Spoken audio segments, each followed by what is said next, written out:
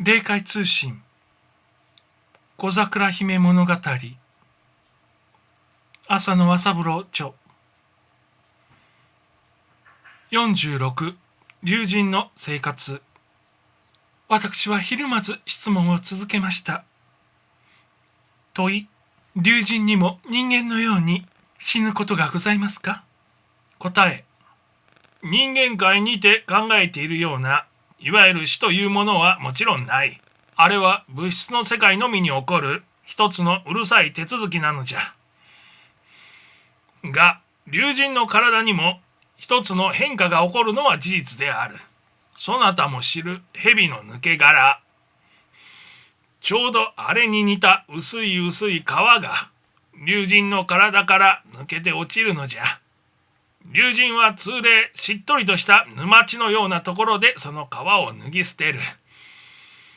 問い、龍神さんの分霊が人体に宿ることは今日では絶対にないのでございますか？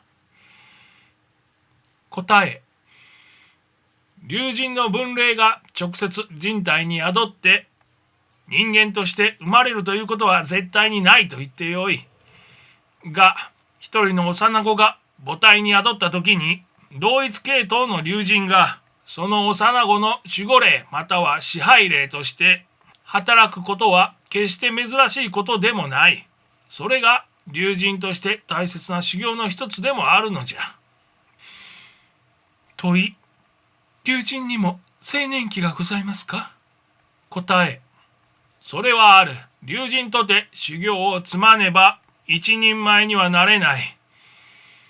問い、だいたい青年期はいくつぐらいでございますか？答え、これはいかにも無理な問いじゃ。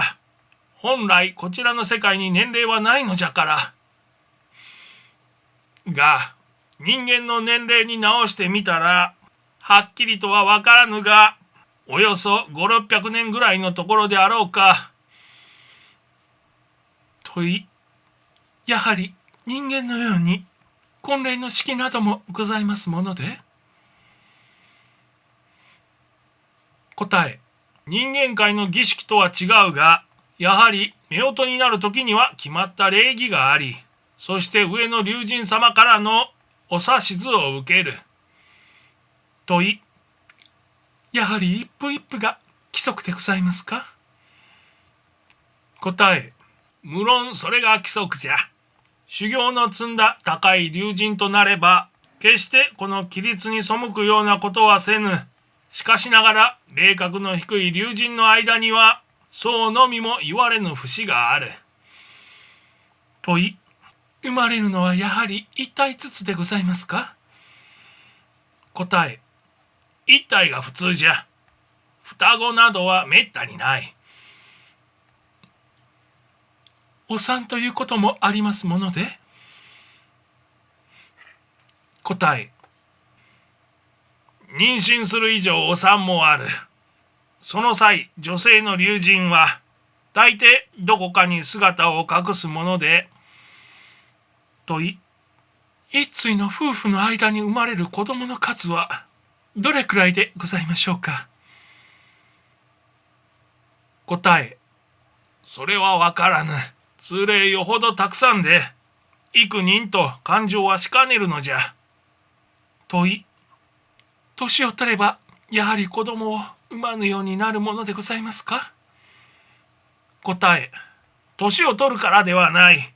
浄化するから子供を産まぬようになるのじゃ。問い、浄化したのと浄化しないのとの区別はどうして見分けられますか？やはり色でございますか？答え、さよう。色で一番よくわかる。最初、生まれたちの龍神は皆茶っぽい色をしている。その次は黒。